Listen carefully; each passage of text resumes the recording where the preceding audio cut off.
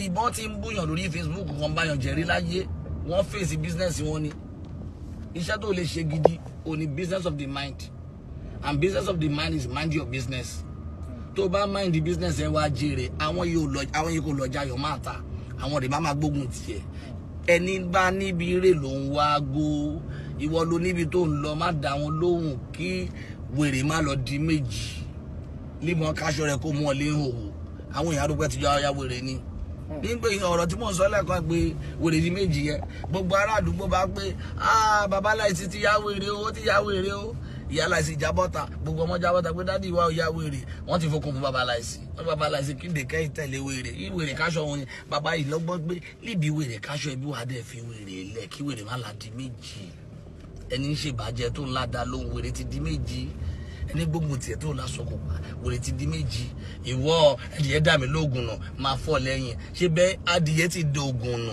ṣẹ́yìn tó bá fọ́ṣọ́ máa da ògùn ẹ padà ó ṣe kúkú fẹ́ yín lẹ̀ kó má fọ agbára yẹ kó lò sórí ẹyin kó lò sórí ògo tiẹ̀ ìwọ ò ní gbà ṣé bó wà láyé ló sọ pé ò ní gbà tó bá kú ẹni tó ń bá jà òun á tún jẹ ráìsì lórí ìsàrí ẹ ìwọ ò ní gbà gbogbo ohun tó kójọ tó pé ohun tó péjọ yẹn pàǹtí ni ṣé o ti gbàgbé ni pé bó tiẹ̀ kọ́lé láyé wà á kọ́lé níjọ́ tó bá kú ìwọ dẹ̀ kọ́ ló máa kọ́lé yẹn bó o bá tiẹ̀ nílé láyé wà á tún kọ́ níjọ́ tó máa kú ilé yọ̀ọ́dẹ̀ tó máa lò lọ́jọ́ tó bá kú máa kéré sí tó ń gbé nú ẹ̀ ilé yẹn ló ń pè ní self-contained bó sí ló ń jẹ́ self-contained torí wọ́n nìkan ló máa wà nú ẹ̀ tẹ́ bá ti pé méjì ó ti di mass burial ṣé o ti wá rí túmọ̀ bọ́lá ń ṣe jẹ́lé ayé ńgbà tó wálé ayé wọ́n nìkan ló dá wá bó o bá kú ìwọ nìkan lè máa dá lọ bọ́ bá sí ẹ ìwọ nìkan lè máa wọnú kòtò dídá àwọn ìtẹ̀lé ẹ lọ wọ́n á padà sí ilé aṣọ yòókù jọ jújù bọ̀dá àbúrò ẹ̀ má kọ́kọ́ la mú ẹni bá dàgbà kò mọ òun ní o ṣùgbọ́n ká má wà dàgbà ká ládàgbà ìyá gbogbo ohun tó bá máa ṣe láyé ẹ mà wọn tó máa bá jà má fi òpin ìwà náà ara rẹ yìí kó fi ṣògo láyé kó má láfi bá dédé èèyàn jà ìjà ò débì kan mi ò ní gbà mi ò ní dáríjì wọn ṣebí wọ́n pé bàbá dáríjì wá bá ṣe dáríjì àwọn tó ṣẹ̀ wá má fà á sínú ìdánwò gbà wá lọ́ọ̀bìlì sí i torí ìjọba ń tirẹ̀ agbára ń tirẹ̀ ogun ń tirẹ̀ láyà mi ìwọ ní ìkàntàn rògbò onéèyàn mẹ́wàá lọ́kàn yóò ń bàjá mélòó rọkàn rẹ gan mo sọ fún ẹ o má rora ẹ pin ìtukù màá tún máa sọ fún níjọ́ mi tá a bá tún pàdé mo sọ fún yín gbogbo ẹni wò mí ẹ ní mọ sáré ọmọ gbogbo ẹni wò mí ẹ ní bọ́ sí ìhòòhò ayé gbogbo ẹni wò mí ẹ ní ṣubú fọ̀tàyọ̀ gbogbo ẹni wò mí ẹ ní sunkún o gbogbo ẹni wò mí ẹ ní mọ kóró ìbẹ̀rẹ̀ ọdún yìí àárín ọdún yìí ìparí ọdún yìí ẹ ní mo ṣì ẹ má gbàgbé o ẹ má ṣe àkíní yìí o ó dáa gan o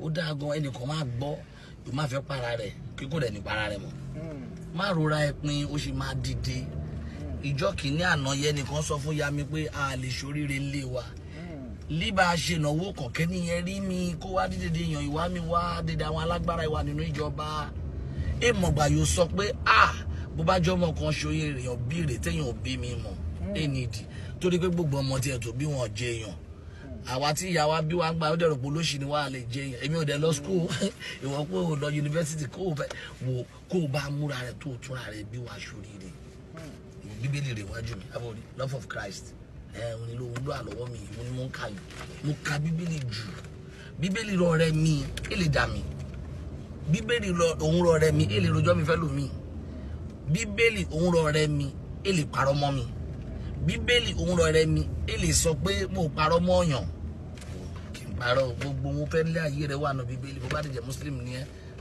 kakura ni ẹ àsìkò àwẹ̀rẹ̀ àwa yìí ó ń gbàwẹ̀ ìwọ ò lè dáríjì èèyàn èmi ò dájọ́ ẹ o ṣùgbọ́n lọ dáríjì èèyàn kan Wàsíù orúkọ mi níbi àbími sínú Islam ìtumọ̀ Wàsíù rẹ ẹni Ọlọ́run fàyè gbà ẹni Ọlọ́run bá ti fàyè gbà ọ̀tá agbógun ti torí ẹni tọ́lọ́run fàyè gbà láyé máa fàyè gbà ẹni tí ò bá dẹ̀ gbà fẹ́ni tọ́lọ́run fàyè gbà wọ́n á pa wọn á kógo ẹ̀ sínú gbá wọ́n á pín ògo ẹ̀ sọ́nà igba nítorí pé kò gbà fẹ́ni tọ́lọ́run fàyè gbà mo bẹ̀ ẹ́ o má gbógun tẹni Ọlọ́run ṣàánú àwọn tí ò lè gbógun ti láyé lẹ́nu Ọlọ́run yọ́nú sí mo tún sọ fún ẹ kí mi tó lọ má bínú sẹ́ni tí Ọlọ́run yọ́nú sí.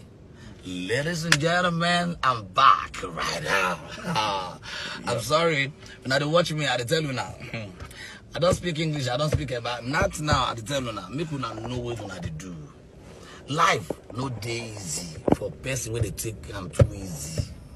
I won't tell you where Bible say since the time of John the Baptist, kingdom of God don't suffer kasala.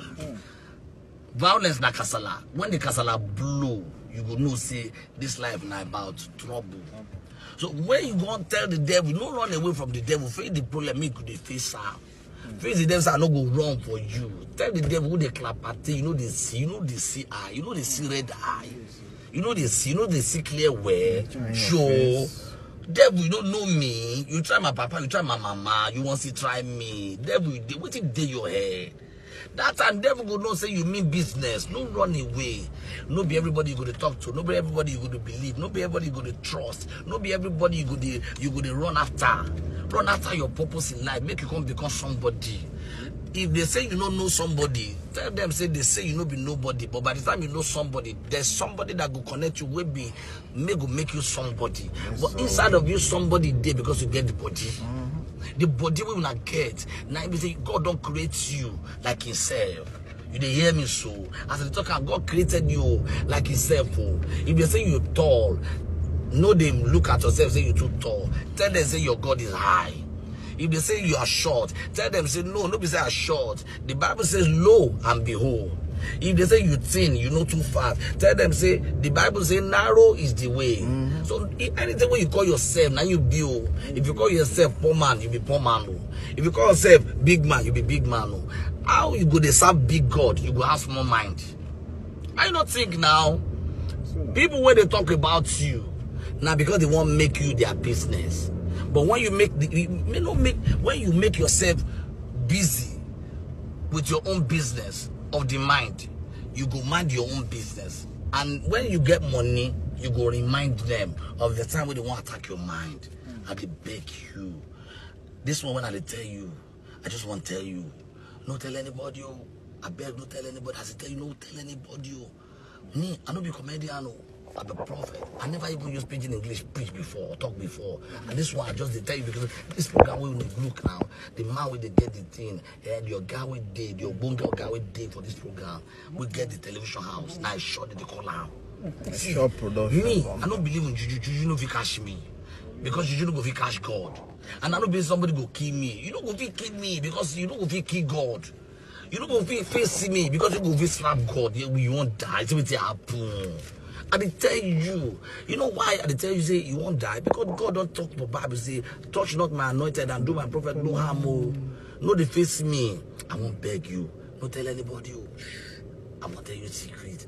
God say make I tell you. Say you no go fail. Amen. Don't tell anybody. God say make I tell you. Say your life go do well. Amen. God say make I tell you, you go blow. Amen. No tell anybody. I say no tell anybody. Oh, why you gonna do that? Don't tell anybody. Don't allow this. Don't tell me. Say me can tell you. Say you go buy everything within your mind. Amen. God say me can tell you. Shh. No, why they do know the shout? I say won't tell you the remaining 3.